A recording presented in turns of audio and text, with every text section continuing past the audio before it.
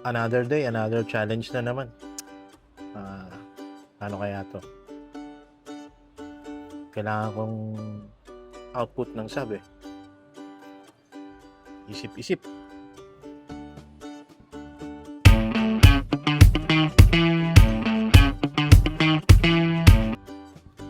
Uy! Kuya Elox! Yes, Andiyan sir. ka pala. Basta. Alam mo na ha. Ano katanungan yan? Eh, kailangan ko ng Ano ba proper yan? setup ng subwoofer. Subwoofer. Paano ba yun sa Midas M32 app? Baga mag-send ka tapos kung ano yung tamang pag-send niya at kung ano yung advisable. Oo, kasi mostly ginagawa ko, nilulup ko lang eh. Lulup mo lang. Di maganda yung ganun. Paano Baga ba yun? mawawala ka ng time alignment sa ganun pagka nakaloop ka lang. Paano nga yun?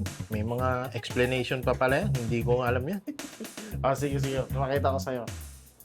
Meron tayong dalawang way ng pag-send ng pag-send sa monocenter bus. May dalawang way tayo. Yung isa is Nasaan po ba yung monocenter bus? ito. Yan, monocenter. Ito, yan, monocenter bus. Yan. Lagi nyo tatandaan, magkaiba yung matrix sa monocenter. At iba rin yung bus sa monocenter. Okay. Magkaiba yun. Baga kasi ang pwede mo lang isend sa monocenter bus is yung input. Okay. Hindi natin pwede isend yung ibang matrix saka yung ibang bus. So ngayon, ang papakita ko sa iyo, bali two-way siya.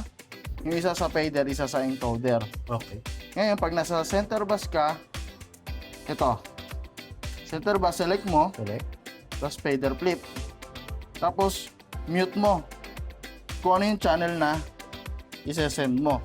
Doon sa subwoofer mo sa monocenter bus. Okay. Okay? Yun yung first na step. Ngayon, meron din tayo sa encoder. Saan nga ba yan? Ito, makikita mo sa main bus section. Ito, mas madali ito. Baga, select mo lang yung channel. Tapos, iangat mo. Ayan.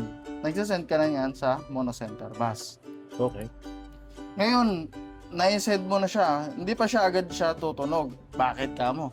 Kasi, di pa nakapatch yung monocenter mo. Okay. Ngayon, pupunta ka dito sa may routing. Teka lang. Bago mo muna gawin yan, saan ko ipapatch sa likod yung sinasabi mong para sa subwoofer? Pwede pakita. Okay. Punta nga tayo dito sa may routing. Pipili ka kung anong output. Yan. Kahit ano dyan, pwede dyan. Kumbaga, isa-select mo lang kung anong output. Kunyari, output 2. Taka dito sa main na left, right. Pipiliin mo itong monocenter bus. Oo. Okay. Ngayon, lagi mo tatandaan, dapat naka-post fader yon, yung monocenter bus natin. Para pagka binaba siya at inangat, sabay lang siya. Okay. Ngayon, minsan kasi, di ba, medyo malayo ang sub, lagyan mo lang time alignment dito sa may delay. I-adjust mo na lang, depende kung ano yung kailangan mo. Para magtugma yung tunog niya Para sa house at sa subwoofer kailangan mo. matansya mo yung sukat. Pero syempre, distance. di pa yung natatapos doon. Baga, nag-send ka lang eh. Hindi mo pa siya naayos. Baga, may boses pa rin natutunog doon sa may subwoofer mo. Paano nga ba yun? Ito, papakita ko sa inyo kung paano. gagawin yun? Taka dito, select mo ulit yung monocenter bus mo. Tapos, punta ka ng EQ. Tapos, view. Una, dapat punta ka ng high mo. Dapat naka-high cut ka. High. Dapat naka-high cut. So, ngayon, i-adjust mo yan hanggang siguro mga 80 starting point mo pwede. Yan, 80. Yan, pababa. 80 kHz. Makikita mo dito yan ha. Ayan o, ito sa gilid. Nandito yung kinakat mo kung nasang frequency ka na. So, kung nakat mo na yung sub mo, lagyan mo rin ng cut yung house mo. Mas maganda yon para mas maging balance yung tunog ba. Baga, dito naman, i-select mo naman yung left right mo.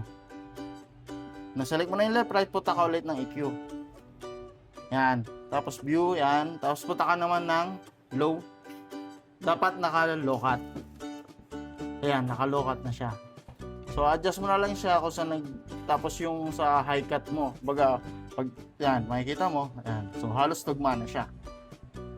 Ngayon, magiging, doon sa subwoofer mo, mawawala na yung boses. At tapos yung sa house speaker mo, medyo mapabawasan na yung load. Depende sa adjustment mo.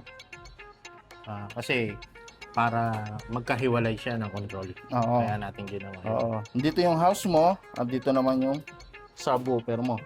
Ngayon, depende sa adjustment mo na kung hanggang saan. At kung hanggang saan din yung sinend mo na input. Okay. Sana'y marami pang katanungan na darating.